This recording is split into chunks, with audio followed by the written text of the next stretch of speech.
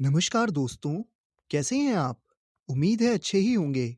दोस्तों, हमारी आज की वीडियो का टाइटल है स्टोरी राइटिंग। तो आइए दोस्तों शुरू करते हैं। दोस्तों, बचपन में स्टोरीज किसने नहीं सुनी? आपने, मैंने, हम सब ने। दोस्तों, कई स्टोरीज जो हमने सुनी वो रियल थी, कुछ फिक्शनल और इमेजिनरी थी। कई स्टोरी सुनने में बहुत अच्छी थी और कई बहुत ही बुरी। लेकिन दोस्तों, सोचिए जब स्टोरीज आपको खुद लिखनी हो, तो आप क्या करेंगे? दोस्तों, मैं जानता हूँ कि हम सबके अंदर अलग-अलग सोचने के तरीके और क्रिएटिविटी की वजह से हम सबकी स्टोरी राइटिंग अलग-अलग होगी। लेकिन क्या आपको पता है कि अगर हम कुछ बेसिक रूल्स और टिप्स जान लें, तो हम बहुत अच्छी स्टोरीज लिख सकते हैं। दोस्तों, स्टोरी राइटिंग एक आर्ट है। ये फिक्शन और इमेजिनेशन का वर्क है, जो जनरली इजी और अंडरस्टैंडेबल ग्रामेटिकल स्ट्रक्चर में लिखा जाता है, वो भी एक अच्छे फ्लो के साथ। स्टोरी राइटिंग के बेसिकली 5 की एलिमेंट्स होते हैं, जो बहुत इंपॉर्टेंट हैं। मैं एक-एक करके आपको पाँचों की एलिमेंट्स के बारे में बताता चलूँगा। नंबर फर्स्ट होता है कैरेक्टर। दोस्तों, हर स्टोरी में कैरेक्टर ज़रूर होते हैं, लेकिन कैरेक्टर सिलेक्शन के लिए एक बहुत अच्छी कहावत है, फ्यूअर इज़ बेटर। यानी एक अच्छी स्टोरी वही है जिसमें कम कैरेक्टर्स हों।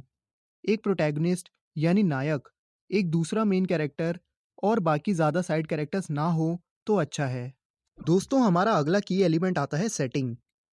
टाइम फ्रेम और प्लेस स्टोरी राइटिंग की सेटिंग में आते हैं।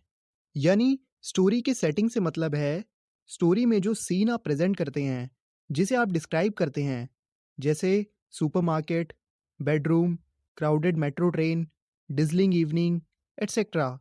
जब रीडर ये सारे डिस्क्रिप्शंस पढ़ता है, तो स्टोरी में इन्वॉल्व हो जाता है और इमेजिन करने लगता है। और वहीं अगर हम टाइम फ्रेम को समझें, तो वो अलग अलग हो सकता है, कई घंटों से कई दिनों तक, कई दिनों से कई सालों तक। और बेस्ट आपके लिए यही है कि आप इसे बहुत छोटा रखें, यानी कुछ घंटों तक का। नंबर थर्ड पे होता है प्लॉट। दोस्तों, प्लॉट स्टोरी राइटिंग की जान है। इसके अंदर इवेंट्स और कैरेक्टर्स के एक्शंस आते हैं। जितना क्रिएटिवली आप इवेंट्स और एक्शंस को डिस्क्राइब और लॉजिकली कनेक्ट करेंगे, उतना आपका प्लॉट स्ट्रांग होगा और रीडर का उतना इंटरेस्ट बढ़ेगा। एक प्लॉट का स्टार्ट, बॉडी और एंड होता है, जो सीक्वेंस वाइज इवेंट्स और कैरेक्टर के एक्शन से लिंक होता है।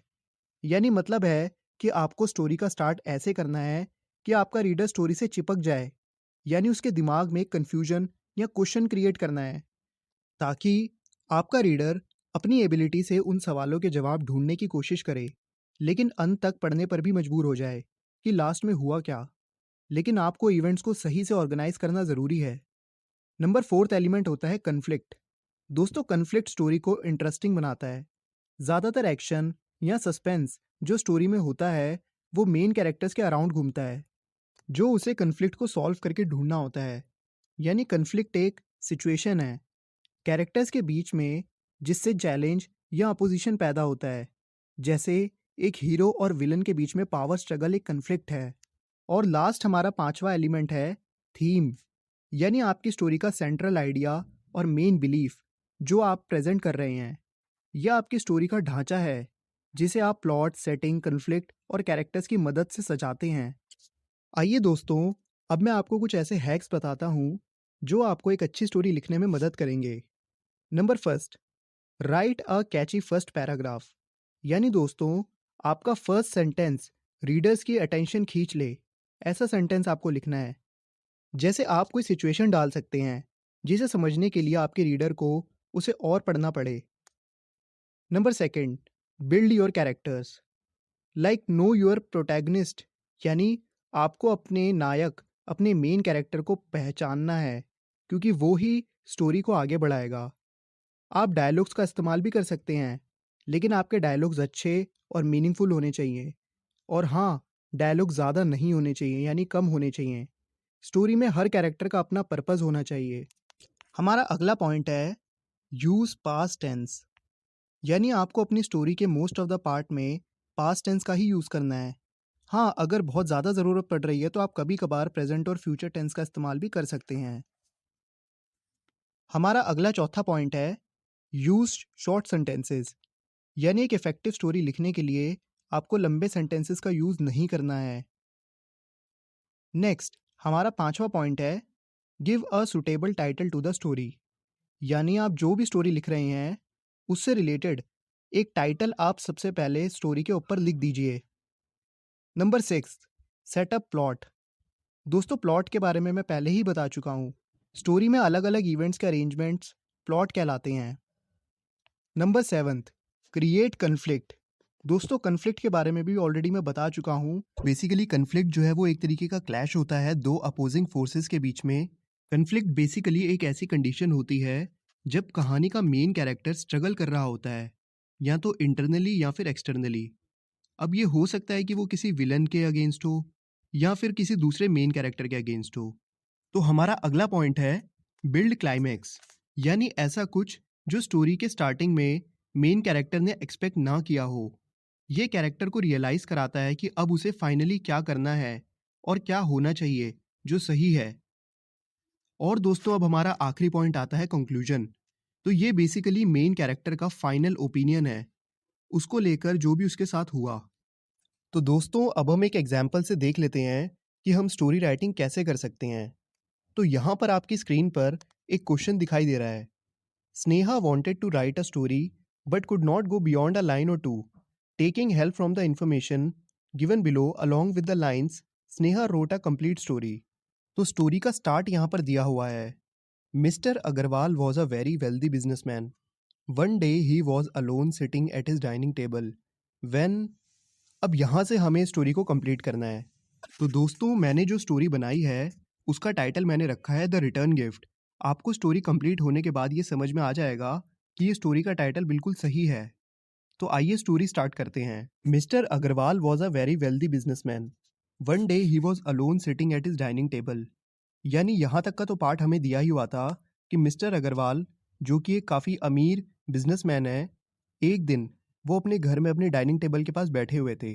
अब हमें इससे आगे स्टोरी को कंप्लीट करना है। तो मैंने लिखा है it was his birthday. He heard of a man behind the curtains. He knew there was a thief there. यानी कि ये दिन उनका जन्मदिन था। उन्होंने पर्दे के पीछे उस आदमी के पैरों की आवाज़ सुनी। वो जानते थे कि वो एक चोर है। आगे, come on, thank you for coming to my house on my birthday. I am alone, give me your company. Mister Agarwal ने बोला, आ जाओ, शुक्रिया मेरे घर में आने के लिए, और वो भी मेरे जन्मदिन के दिन। मैं अकेला था, आ जाओ, मुझे कंपनी दो। आगे, the thief was starving. He had good food and drinks. Mister Agarwal gave him a big purse. It had silver coins. तो आगे मैंने लिखा है कि चोर बहुत ज़्यादा भूखा था। उसने वहाँ पे मिस्टर अग्रवाल के साथ अच्छा खाना खाया और ड्रिंक्स भी ली, और मिस्टर अग्रवाल ने उसको एक बड़ा सा पर्स दिया जिसके अंदर सिल्वर कॉइन्स थे। आगे, years rolled by, his fortunes changed. Mister Agarwal was a very poor man now, his business was ruined. कई साल बीत गए और उनकी किस्मत भी बदल गई। मिस्टर अग्रवाल अब एक काफ़ी गरीब आदमी बन गए। उनका बिजनेस बर्बाद हो चुका था। Today was his 50th birthday. He had become a pauper now. He was alone, reflecting over his good old days. It was 9 p.m. Mister Agarwal का आज 50वां जन्मदिन था, लेकिन वो अब एक पॉपर थे, यानी कि अब वो कंगाल बन चुके थे, और अपने पुराने दिनों को याद करते हुए वो बैठे हुए थे, अकेले। It was 9 p.m. The bell rang. अब 9 बज चुके थे और एकदम से घंटी बजती है। Who can be at such time to visit a poor man? thought Agarwal. इस टाइम पे एक गरीब आदमी को देखने कौन ही आ सकता है, अग्रवाल जी ने सोचा। He saw a man in a new suit with a lovely bouquet of red roses. He had many packets of gifts, fruits, sweets and a few bottles. उन्होंने देखा एक नया आदमी जिसने एक नया सूट पहना हुआ था और उसके हाथ में लाल गुलाबों का एक बुके था, और उसके पास कई सारे पैकेट्स थे, गिफ्ट्स के, फ्रूट्स के, स्वीट्स के, और कई बॉटल्स भी थी। He tried to recognize the man. I am your old thief, replied the man. अब मिस्टर अग्रवाल ने उनको पहचानने की कोशिश करी। इतने में ही वो आदमी बोला, मैं आपका पुराना चोर हूँ। With the money you gave me, I did some business. I earned a lot of money within these years. Now I am rich businessman. Let's celebrate your birthday, he said. It's for you a little return gift. He gave a bag to Mr. Agarwal. तो अब क्या हुआ? उस thief ने बोला, मैं आपका वही पुराना चोर हूँ, आपने जो मुझे पैसे दिए थे मैंने उससे बिजनेस किया और मैंने बहुत पैसे कमाए और अब मैं एक अमीर बिजनेसमैन हूँ। आइए हम आपका बर्थडे सेलिब्रेट करते हैं। ये एक छोटा सा रिटर्न गिफ्ट मैं आपके लिए लाया हूँ। और उन्होंने मिस्टर अग्रवाल को एक बैग दे दिया। Mister Agarwal open the bag. It was full of new currency notes. जैसे ही मिस्टर अग्रवाल ने वो बैग खोला तो उन्होंने देखा वो पूरा पैसों से भरा हुआ था। Mister Agarwal was surprise and refuse the gift at first. Then the thief convinced him to take it as a token of gratitude since he is the reason behind him turning into a rich businessman from a thief.